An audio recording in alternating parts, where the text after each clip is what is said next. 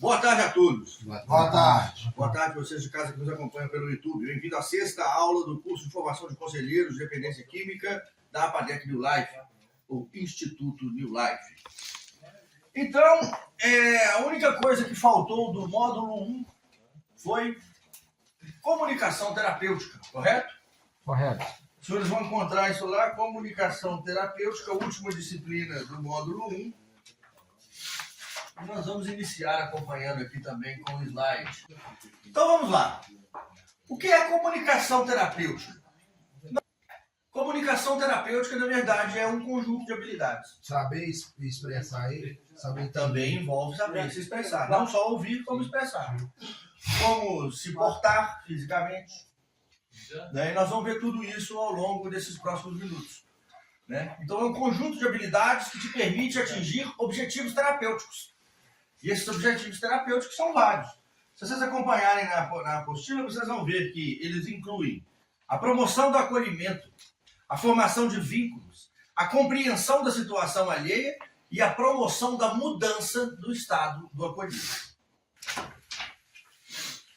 O que seria, então, esses objetivos principais da comunicação terapêutica? O que é, por exemplo, desenvolver vínculo? Que tipo de vínculo?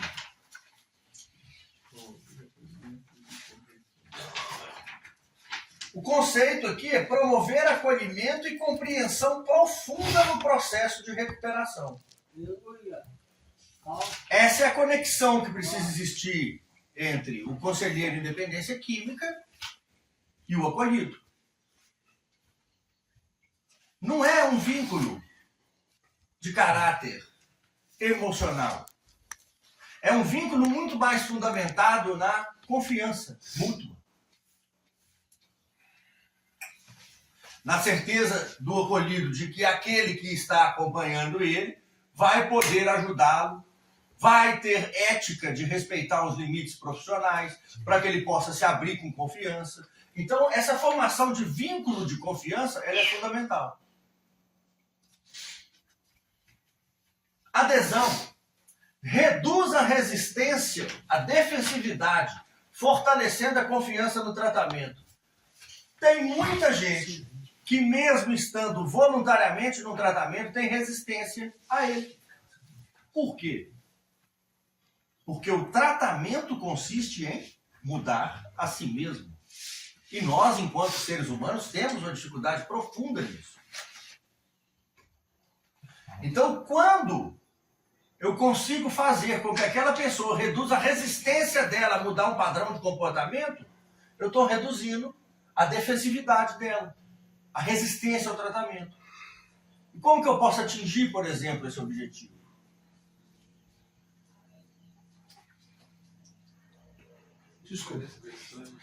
Nós entendemos que tratamento, basicamente, dentro de uma comunidade terapêutica, é mudar os seus padrões comportamentais, o que inclui, entre parênteses, a sua maneira de pensar e sentir, porque é isso que produz o comportamento, correto? Sim. Como que você vai acessar uma pessoa que está resistente à mudança dela mesma?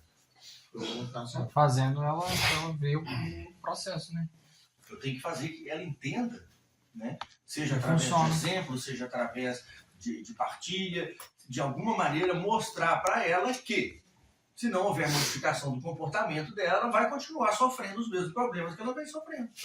É primeiro procurar entender ela, né? Para você procurar brechas. Exato. Para você o entendimento vem aqui, ó, na formação do vínculo. Uma vez formado o vínculo, eu posso fazer com que essa pessoa tenha adesão ao tratamento. Porque conhecendo ela melhor, eu vou ter capacidade de explorar aqueles aspectos que eu passei a conhecer para mostrar para ela que é aquilo que está causando o sofrimento dela. Né? Então eu promovo a adesão. Diagnóstico.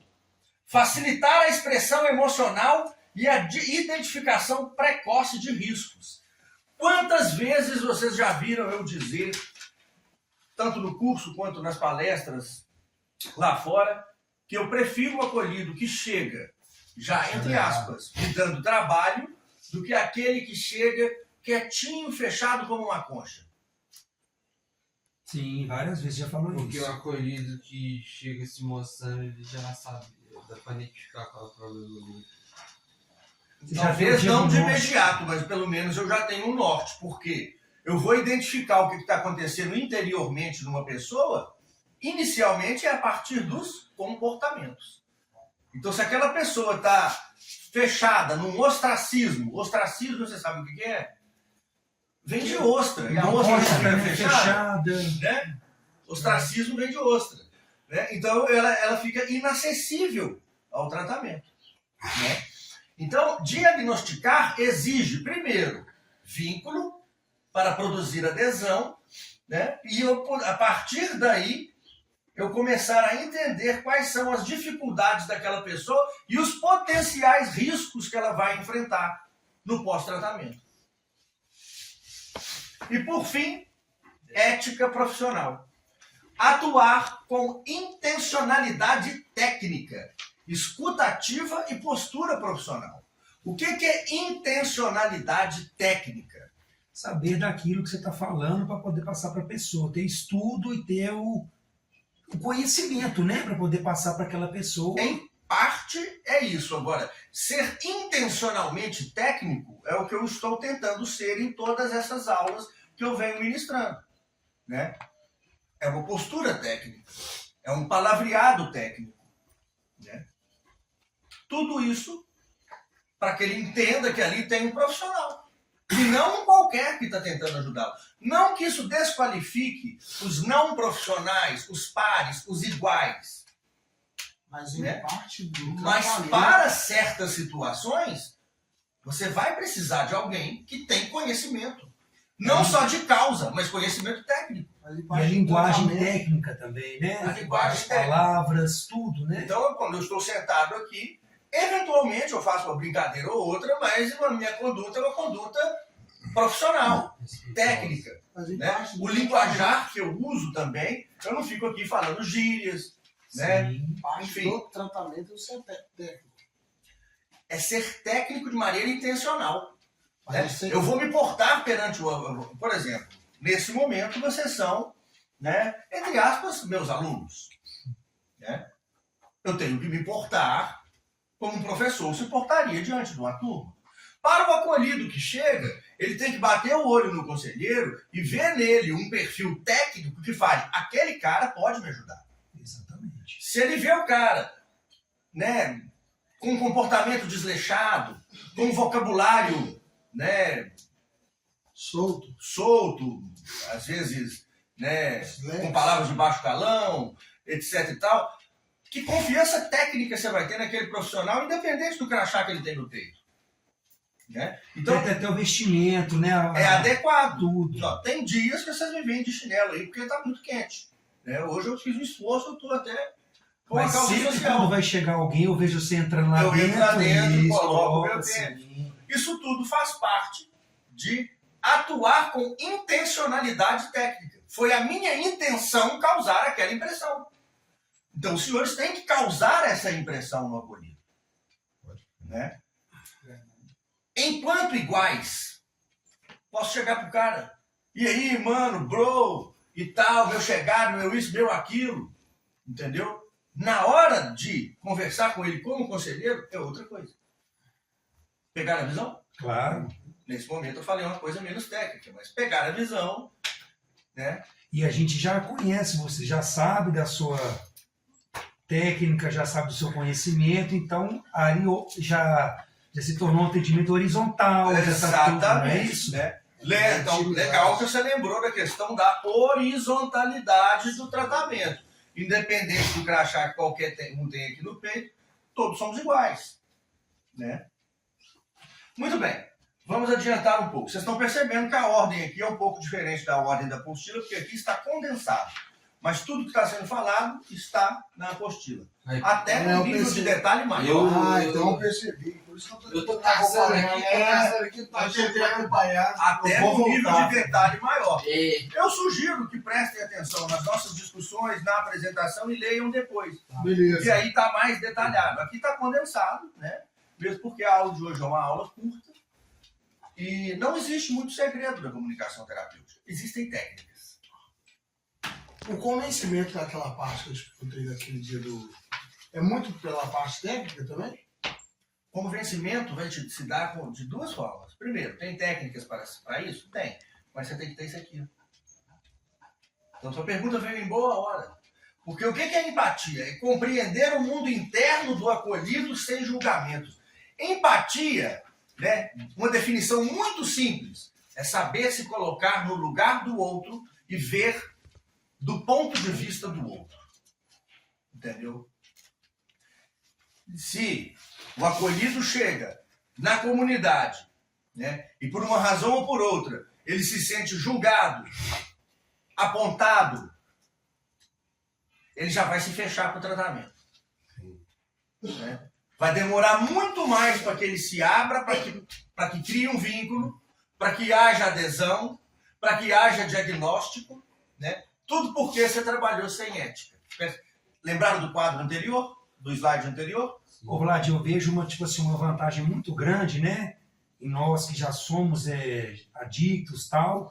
Essa empatia eu acho um fator muito interessante, porque a gente já consegue olhar uma pessoa que está chegando. Sim. E já consegue ter já ver o sofrimento sofrimento da dela, pessoa. porque a gente já teve aquele sofrimento, do que uma pessoa que nunca passou por esse cenário Sim. de entender uma pessoa, a de situação entender da o pessoa. sofrimento. Exatamente. Eu não estou dizendo que não existem bons profissionais que nunca tenham sido adictos. Por exemplo, há excelentes psicólogos, há excelentes médicos, psiquiatras, etc, etc, etc. Mas eu acho que alguém tem que ser. Entretanto, né, Não que, há um limite não que eu para a compreensão e a empatia do profissional que nunca passou por isso. Empatia, de uma maneira bem simples, compreender o mundo interno do acolhido sem julgamentos. Ou seja, se colocar no lugar do outro e ver as coisas sob o ponto de vista do outro. Né? Não é uma tarefa fácil, mas é uma tarefa factível, dá para fazer. Mas Né? também não é difícil, porque nós estivemos no lugar dele. Exatamente, como nós, conselheiros em dependência química. Né? Nosso caso aqui, nós passamos pela situação, nós temos uma capacidade muito maior de sermos conselheiros em dependência química do que não adictos. Né? Isso é um fato irrevogável. Autenticidade. O conselheiro deve ser verdadeiro, coerente e transparente. Atenção! Evite máscaras profissionais. Comunique-se com clareza e assuma limites técnicos. Vou falar sobre cada uma dessas situações. Eu falei há pouco tempo atrás, quando a gente estava falando dos slides anteriores, sobre a intencionalidade técnica. Né? Correto? Correto. Agora, se o acolhido observa que você é técnico com ele no momento do atendimento e completamente diferente fora desse momento, eu não estou falando em termos de brincadeiras de descontração. Né? Eu estou falando assim, de querer assumir uma personalidade na hora do atendimento e demonstrar outra depois. Percebe isso? Isso vai gerar uma desconfiança muito grande. Pô, mas aquele cara me atendeu de uma forma e agora eu vejo ele agindo de maneira completamente diferente. Então, não apenas vista uma máscara profissional, seja o profissional. Né? Eu sou o profissional que sou o tempo todo. Agora, quando eu não estou trabalhando, eu me permito algumas extravagâncias, mas elas não vão cruzar o limite ético. Comunique-se com clareza. É fundamental. A pessoa chega de fora confusa. E você não consegue transmitir uma informação com clareza para ela? Como seria no caso? Clareza é saber usar as palavras certas na hora certa, com o mínimo de enrolação possível. Uma comunicação clara, objetiva, mas ainda assim empática. Pode crer. No caso da empatia aqui, ó, eu vejo o que você está sentindo. Para mim não é difícil falar isso para qualquer um que chega aqui por razões óbvias. Considerando tudo que eu já passei, é raro chegar alguém que vai vir com um problema para mim que eu já não tenha passado algo semelhante. Então eu não vou falar isso aqui para ele vestindo uma máscara, fingindo que eu estou falando isso aqui que não é do fundo do coração? Porque é. Eu vejo o que você está sentindo. Vejo mesmo, já estive aí várias vezes. Entende? Isso se conecta com isso. Ó. Evita máscaras profissionais. É claro que existe uma diferença do seu tempo em trabalho e do seu tempo fora do trabalho. Mas da mesma maneira que um funcionário público, veja bem, sabiam que um funcionário público não pode apresentar-se embriagado em público com frequência, que ele pode perder o emprego, ser exonerado? Ele está no tempo livre dele, não está? Mas ele ainda tem um limite ético, porque ele é um representante do Estado. E você, enquanto conselheiro em independência química, você é um representante da instituição que pretende ajudá-lo. Então como é que você pode agir com molecagem, por exemplo? Exatamente. Pegaram a visão? Comunicar com clareza, né? Assumir limites técnicos. Eu sou conselheiro em independência química e neuropsicopedagogo. Eu posso receitar uma alteração na prescrição sua ou sua? Não. Não. Por mais que eu possa ter opiniões, devido a estudos paralelos que eu faço e etc e tal, eu jamais posso sugerir esse tipo de coisa. É de uma área que não me cabe. Né? Eu também não posso, eu não sou psicólogo. Eu não posso vir e interpretar um teste, por exemplo, que foi feito para ser interpretado por psicólogos. Eu posso interpretar aqueles testes que às vezes a gente faz ali fora, que são testes psicopedagógicos, mas não psicológicos, embora tenham uma certa sobreposição de conhecimentos nessa história. São semelhantes, mas... Exatamente. Então, assim, enquanto conselheiro de independência química, eu preciso saber o meu limite. Eu não tenho que dar opinião na área médica, entendeu? A menos que eu veja algo absurdo, né? Algo absurdo. Realmente, às vezes, infelizmente, a gente vê. Aí, nós temos o dever de intervir, mas procurar alguém capacitado para corrigir aquele erro e nunca corrigi-lo sozinho, né? Porque eu posso estar incorrendo num erro gravíssimo. Tem certas situações que, devido à experiência, eu sei que o paciente tem a comorbidade X, Y ou Z, além da dependência química. Mas posso eu, por minha conta, certo? Colocar isso no papel timbrado lá, carimbar e assinar falando que tem? Não posso. Não. Entendeu? Não posso. É isso que é limite técnico. É estar aqui, igual já aconteceu nesse curso, de alguém me perguntar o que é isso. E eu falar, não sei, mas procuramos pesquisar, podemos pesquisar. Né? Há limite quando necessário. Inclusive, alguém me perguntou na última aula o que era miose, e eu falei que eu não me lembrava. Né? É o contrário de midríase. A midríase é a dilatação da pupila. E a miose é a supercontração da pupila. Eu me lembrei agora, inclusive. Eu olhei naquele dia e esqueci de falar para os senhores o significado de miose. Empatia e autenticidade. Ser autêntico é ser o profissional que você escolheu ser toda hora, mano. Entendeu? O profissional passa a fazer parte de você. Vocês concordam que uma escolha profissional, quando alguém escolhe fazer algo, ela tem uma razão interior para estar fazendo aquela escolha? Sim. E que aquilo se personifica nela, torna-se parte dela? Exatamente. Nós temos grandes exemplos aqui na clínica, que são vocês. Sim. Você, o Rafael. Acho que toda essa equipe, Toda essa equipe. Vocês... tom de voz calmo, firme e acolhedor. É o tom que eu estou usando agora. Eu estou calmo, mas falando com firmeza. Né? E ao mesmo tempo acolhedor, dando espaço para que o outro entre na conversa a qualquer momento.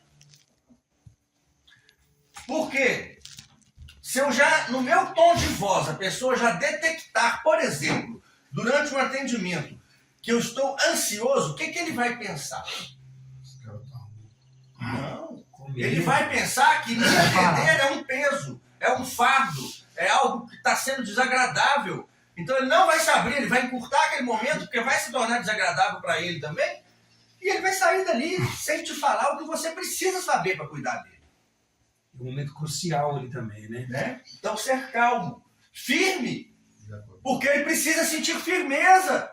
Eu não posso virar para alguém que chega me pedindo um aconselhamento, certo? E falar com ele como se eu tivesse dúvida se aquilo vai funcionar. Eu posso até dizer, né, que às vezes o que funciona para um não funciona para o outro, mas que vale a pena tentar. Percebem a diferença? Eu tenho que encorajar a pessoa a tentar. E acolhedor. Vocês me veem sendo acolhedor aí fora o tempo todo. Verdade. Exceto quando eu preciso ser mais firme, por uma razão ou por outra. Né? Mas eu gosto disso. Eu chego, abraço um, abraço o outro. Entendeu? E ritmo equilibrado. Ser nem ansioso e nem apático. Apático é aquele cara... Nada contra nenhum tipo de profissional. Mas já passei por profissionais que te atendem assim, ó. Aham.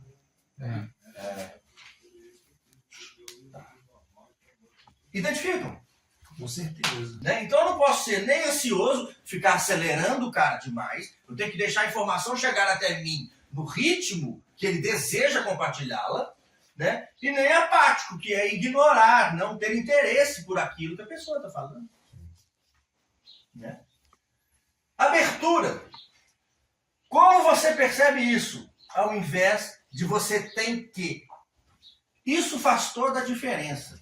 Tem uma coisa que eu falo. Toda frase que começa com você tem que soa como obrigatoriedade, já tem 90% de chance de dar errado durante um aconselhamento. Porque o cara se sente agredido, acuado. Né? Então você induz ele à reflexão. Como você percebe isso? Indicativo, né? Entendeu? E você joga a responsabilidade para ele. Indicativo. Em vez de eu falar, você não pode usar nunca mais. Ou você tem que parar de usar tal droga. Como você percebe o impacto dessa droga na sua vida?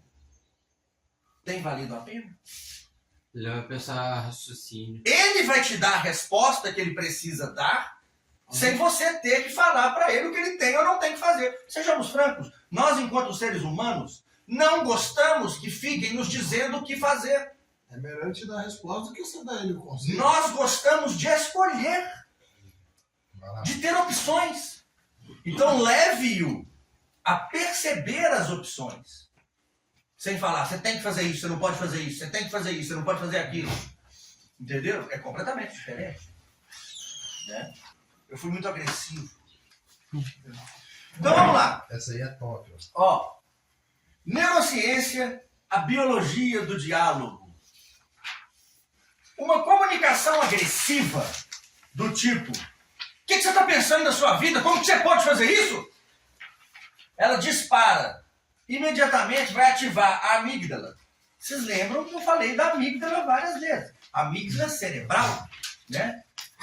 Ela é vital para a sua sobrevivência, porque a partir dela, né, em associação com outras áreas do cérebro, especialmente ali no sistema límbico, né, que partem os estímulos para luta ou fuga. Então, gera resposta de luta ou fuga e defensividade.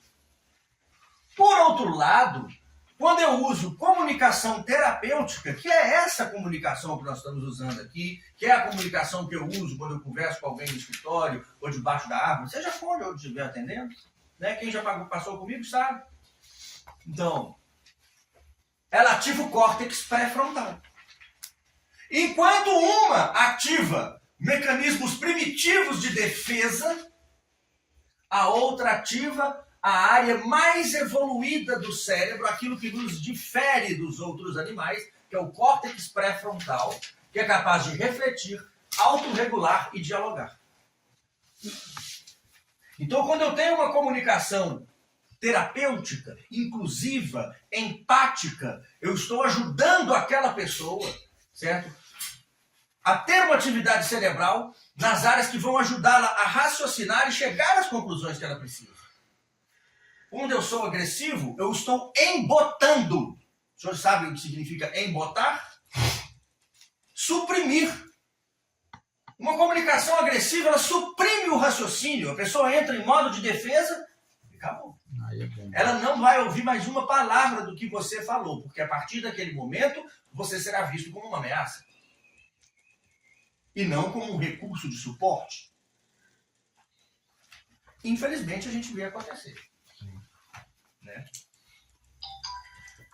Tem horas que eu falei, por exemplo, você tem que ser firme, mas ser firme não é ser agressivo. Eu estou, por exemplo, tentando transmitir um recado na mesa e percebo que não está havendo silêncio mesmo após o primeiro pedido, eu vou elevar o tom de voz e falar: silêncio, por favor, família. E vai funcionar. Mas houve agressividade nisso? Não. Não. Não houve. Né?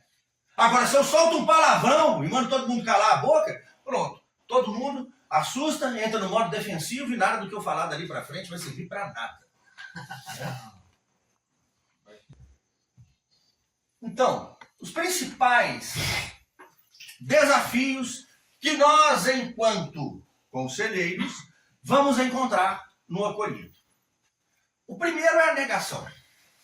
A negação não é só negar que tem a doença, mas é negar os prejuízos que ela tem te causado. Então, muitas vezes você percebe que a pessoa está minimizando os efeitos negativos do uso abusivo na vida dela. Ela está mentindo para ela mesma. Negação, o conceito de negação, de acordo com o livro de Narcóticos Anônimos, o livro azul, o texto básico é a parte da nossa doença que nos diz que não temos uma doença. Isso é negação. Está lá no livro azul, né, no texto básico de Narcóticos Anônimos. É a parte da nossa doença que nos diz que não temos uma doença. O mundo está caindo em cima de mim, né? E eu ainda estou falando, está sob controle. Isso daí não está sob controle. Não está. Vergonha e culpa intensa. Muitas vezes, a pessoa vai chegar se sentindo muito culpado, envergonhado. E esses sentimentos negativos a longo prazo vão impedi-la de entrar em recuperação. Existe uma diferença entre culpa e responsabilidade. Cabe ao terapeuta mostrar isso para a pessoa. Você seria culpado, certo? Se tivesse escolhido causar a você todo o dano que você causou, mas você não escolheu. Porque você não escolheu ser um adicto. Você se tornou um adicto. E a adicção ela é multifatorial. Ela pode ter um fator genético, ela pode ter fatores psicológicos e ela pode ter fatores sociais ou socioambientais. Mas, seja por um, seja por todos, ou de alguma forma, você se tornou um adicto. E uma vez tendo se tornado um adicto, você perdeu o controle sobre o uso de substâncias. Então a palavra certa é responsabilidade e não culpa. Eu tenho que mostrar que, para aquele que chega a partir de agora, porque é o que conta, ele tem responsabilidade. Porque ao saber que é um adicto, que não tem o controle sobre o uso de qualquer substância, toda escolha que ele fizer daqui para frente é responsabilidade dele. O que passou não pode ser atribuído como culpa, porque talvez ele não soubesse sequer o que significa ser um adicto. Agora, a partir do momento que ele adquire o conhecimento sobre o que é ser um adicto, tudo que acontecer dali para frente, toda escolha é responsabilidade dele. Caralho. Isso precisa ser dito. Isso mesmo, cara. Medo de fracassar. Várias e várias vezes eu pego as reuniões, normalmente da manhã, quando eu estou fazendo aquele momento motivacional ou espiritual, chamem como quiser, e falo sobre a questão do medo, certo? Existem dois tipos de medo. Um medo que salva a minha vida e um medo que me congela e me paralisa no lugar e não me permite evoluir. Tem o medo sadio e tem o medo doentio, né? O medo sadio, ele é de cunho até mesmo biológico. Porque vai disparar sua amígdala e ela vai falar com você, você tem que fugir, né? Eu já dei a história de soltar um leão feroz aqui no meio várias vezes, né? Eu, por exemplo, não ia me preocupar nem em ser o mais rápido, só não queria ser o último. Né? Mas eu ia fugir. Então sigamos em frente. Só mais uma coisa aqui quanto ao medo de fracassar. É importante deixar claro que erros podem acontecer ao longo do caminho. E aí eu quero fazer uma pequena distinção, que é o seguinte. Muita gente torna polêmica essa discussão. Existe lapso ou todo uso é uma recaída completa? Do ponto de vista da psicologia, existe uma diferença entre lapso e recaída. E ela não está associada nem a tempo ou quantidade utilizada. Ela está associada ao seu comportamento pós-uso. Se você teve um desvio no seu caminho e usou, mas voltou rapidamente para o seu propósito de recuperação, isso é chamado lapso. Agora, se você recaiu, né? Se você usou e abandonou o programa, isso é recaído. Né? Então, tanto faz. Eu posso usar um pino, ou posso usar 10 pinos. Eu posso dar uma bola ou fumar 20 baseados. A questão é, o que eu vou fazer em sequência? Certo? Eu usei. Vou retornar para o programa? Vou usar as ferramentas? Vou buscar ajuda? Aí é lapso. Permanecer no erro conscientemente é recaída. Essa é a diferença. Né? Então existe o lapso. E ele não está associado à quantidade. Ele está associado ao que você vai fazer depois do uso. Né? Atitude. Atitude. É mais a atitude. Né?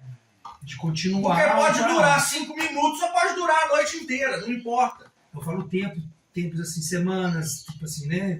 Bom, aí... É o pós-uso dessa falar, chegou semanas, eu já acho complicado você falar que é lapso. Né? Sim, já é vacilo. Eu tive um lapso que durou 6 meses, mas voltei para o programa.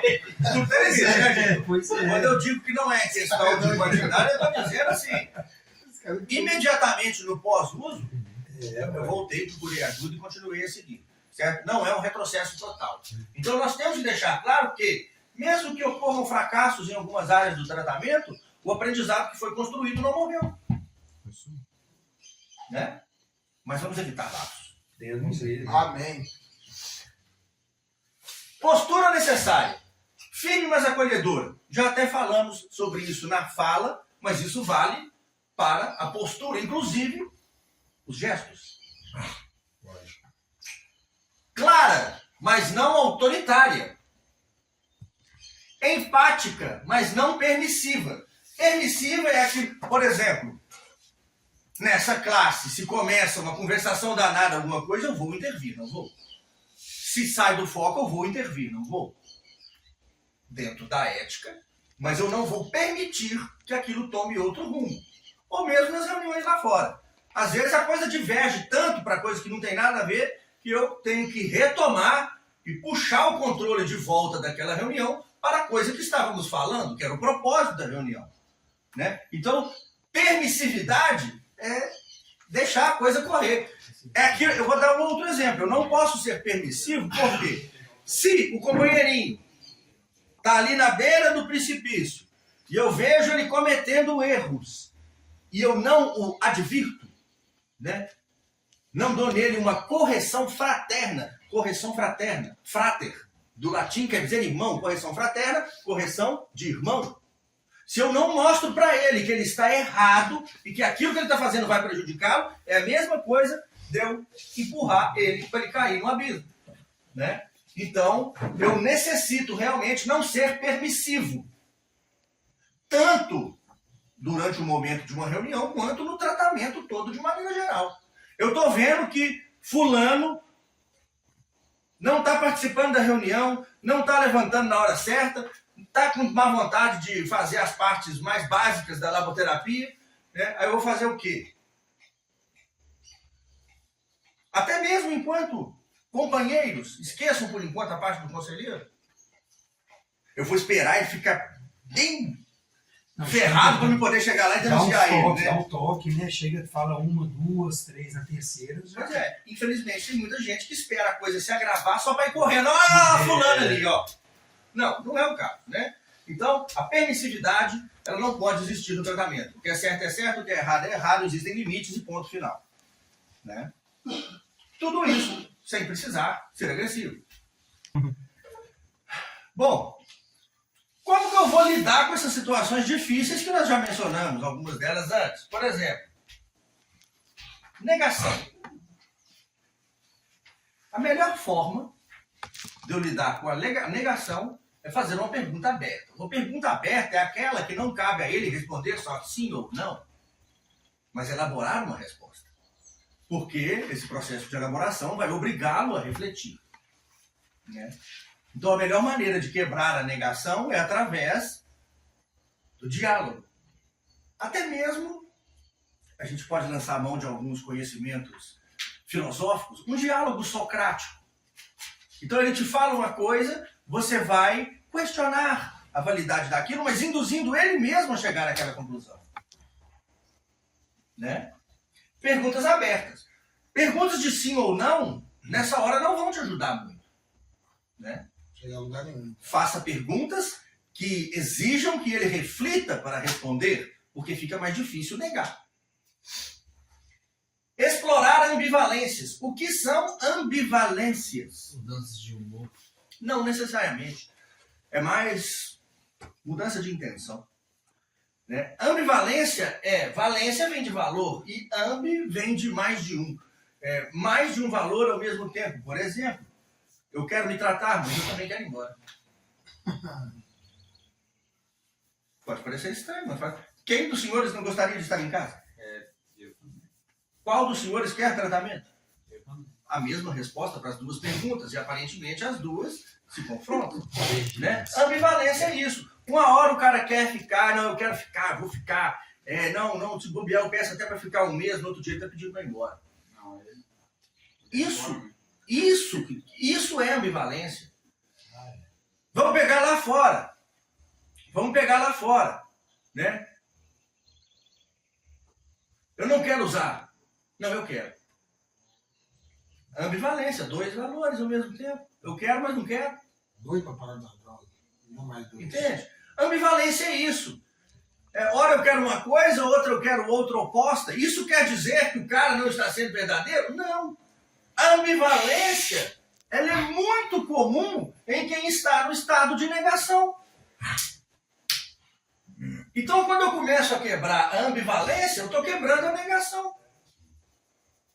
Quando eu obrigo, entre aspas, através de um diálogo, quando eu faço com que a pessoa chegue a uma conclusão sobre qual valor ela realmente quer, ela vai ter que quebrar a negação. Porque ao escolher um lado, ela vai ter que quebrar uma das respostas. Entende? Eu decidi qual caminho. Né? Então, a ambivalência é isso. É querer um sentido e outro ao mesmo tempo. É querer ir e querer ficar. É querer parar e querer usar. Tudo ao mesmo tempo. Faz parte do momento da chegada. Muitos prontuários, né? Tem partes que eu escrevo lá. No momento acolhido, apresenta ambivalência com relação ao tratamento. Eu estou querendo dizer isso. Eu noto nele sinais que identificam, que dá para me identificar que ele quer ficar, que ele quer tratamento, que ele quer mudar, mas também noto sinais que ele ainda tem o desejo de continuar com certos comportamentos, né, de continuar, enfim, levando a vida de uma maneira que eu sei que não vai dar certo. Né? Eu vejo as duas coisas ao mesmo tempo. A questão é, isso é um problema de caráter? Não. Isso é uma característica comum, principalmente para quem está chegando. E eu tenho que saber entender isso. E para quem está indo embora, é pior ainda. Eu digo que muita dúvida na hora de ir embora, se for dúvida sobre estar pronto ou não, tenha uma conversa franca com o seu conselheiro. Né? Agora, se for medo, cuidado para que não seja um medo paralisante. É normal ter medo de terminar um tratamento e pôr o pé lá fora. Eu acho que até um certo ponto é sadio. Entretanto, se você tem consciência que deu o melhor de si e atingiu o objetivo terapêutico, né, e a equipe técnica concorda com isso, eu acho que você tem que, né, correr pro abraço. Ir atrás da vida que te espera. Quem acabou e não tem medo? Quem não tem medo? Quem não acabou com o tratamento? Eu tenho muito medo de quem não tem medo nenhum. Esse é o problema. Esse que é o problema. É ter segurança é o seguinte, às vezes vão trocar a palavra medo por receio ou qualquer coisa, certo? Quem não tem medo se expõe demais. Pronto. Fissura ou craving, né? Craving é uma palavra do inglês que quer dizer desejo incontrolável. I'm craving an apple pie. Estou fissurado numa torta de maçã. Acolher sem julgar. Gente, fissura e craving são inerentes à situação de quem está chegando, de uma situação de uso abusivo. Eu tenho que acolher e falar, não, meu querido. Você está sentindo esse desejo, não é por uma falha de caráter, não é porque você quer voltar para aquela vida. É porque, lembra que eu falei isso quando a gente estava vendo a parte mais neurológica? É uma readaptação do seu cérebro. Essa vontade é um desbalanceamento neuroquímico. Não é moral. Entende? Então eu tenho que acolher o cara, né? Reforçar estratégias. Tá com vontade de usar? Qual é a disciplina que nós aprendemos lá fora para alguns que já participaram dessas Parado reuniões? forçado. PPR, Plano de Prevenção de Recaída, onde eu mesmo vou construir as minhas estratégias para lidar com situações de risco, com a ajuda do conselheiro, é claro. Achei que era a gente que criava pro cara.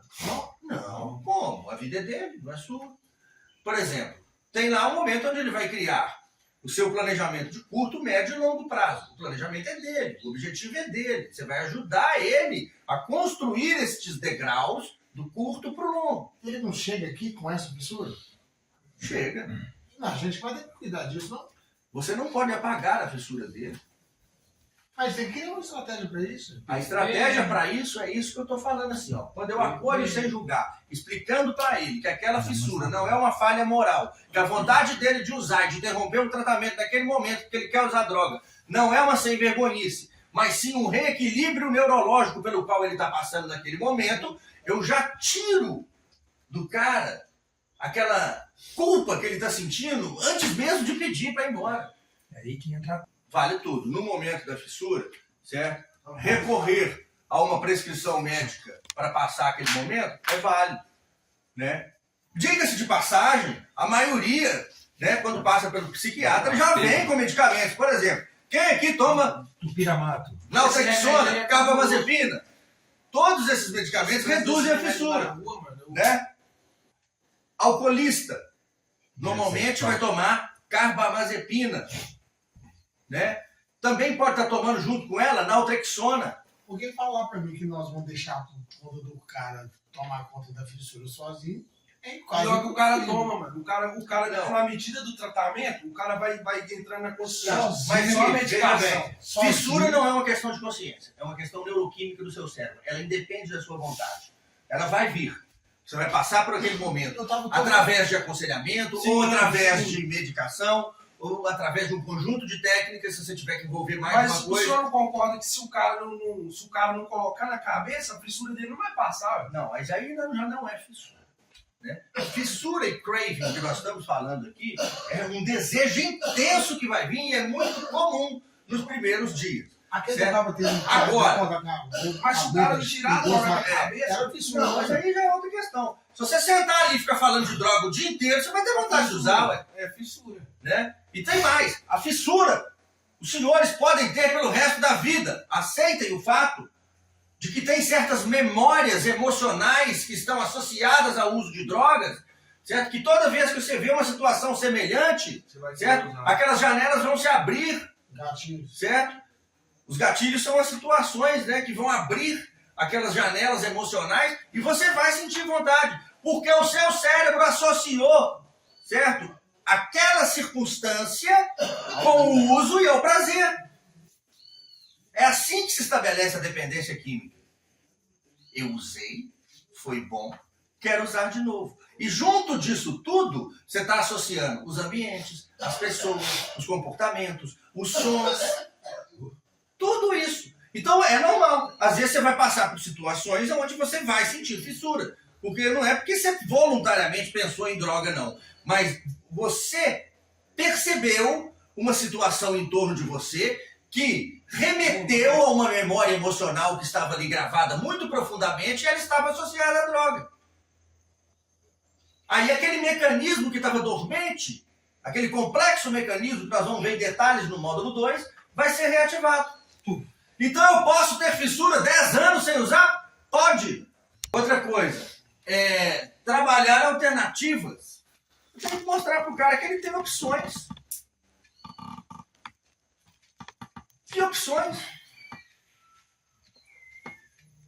Já falamos de algumas. Primeiro, entender o motivo que ele está passando por aquilo. Segundo, entender que ele tem opções de ajuda, seja psicoterapêutica, seja medicamentosa. Certo? Eu tenho que dar para ele um leque de opções para que ele escolha. Eu tenho que fazer ele entender que aquilo vai passar. E que ele terá ajuda naquele momento. Sozinho é difícil, né? Não, a gente não lida sozinho. Aqui nós não estamos sozinhos. Isso, mas Né? nessa fase, eu acho que se eu tivesse. É por isso que estamos internados, gente. É isso que eu falei, se eu não tivesse a ajuda de vocês naquele momento da minha fissura, eu acho que eu não ia conseguir passar. Pois é, eu acho que provavelmente você ia levantar e usar de novo. E é o que aconteceu comigo, pelo menos. Não, mas eu tava internado. Não, eu tô falando. Você tá falando daquela questão do negócio, né? Do dente. Não, tô falando das crises. Acordava até com gosto na boca. Era fissura, né? Era. Então, Né? nossa, é uma coisa. Mas você teve ajuda. Isso que eu tô falando. O que eu tô falando é, por exemplo, muitas vezes eu ia dormir jurando por Deus que no outro dia eu não ia usar. Mas eu levantava com vontade de usar e usava.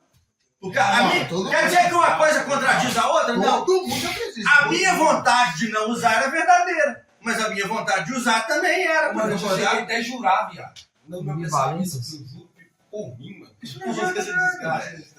Não adianta nada. Sério mesmo, velho?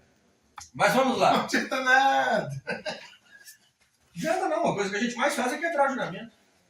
É por causa da dicção, né? Por causa da dicção e do caráter nosso, que também torna-se um pouco deformado.